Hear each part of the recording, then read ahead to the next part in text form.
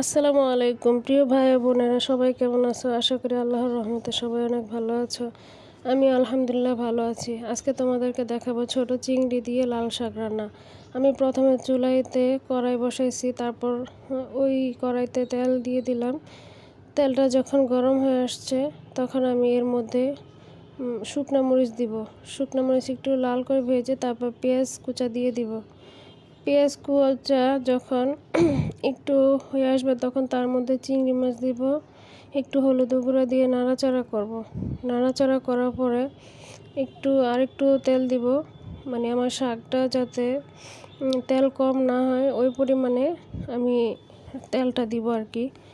এখন নাড়াচাড়া করতেছি। নাড়াচাড়া করার পরে যখন দেখবো আমার পেঁয়াজ চিংড়ি মাছ মোটামুটি ভাজা হয়ে গেছে, তখন আমি এর মধ্যে 1 চামচ লবণ, 1/2 চামচ আদা রসুন বাটা, 1 চামচ হলুদ গুঁড়া, 1/2 চামচ মরিচ গুঁড়া দিয়ে নাড়ব। এখন এই মশলাগুলো কষানোর জন্য একটু পানি দিয়ে দিব।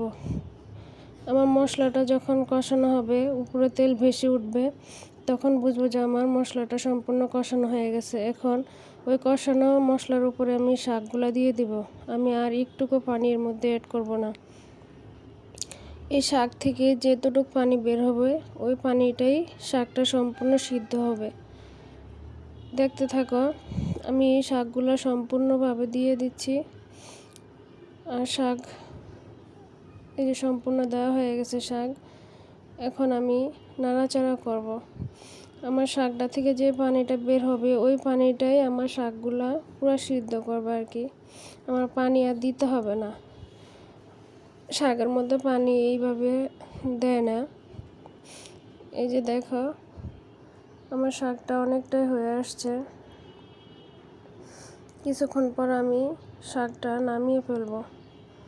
আমার শাকটা মোটামুটি রান্না হয়ে গেছে, মোটামুটি অনেকটাই রান্না হয়ে গেছে। এখন শাকটা আমি বাটিতে বেড়ে রাখবো।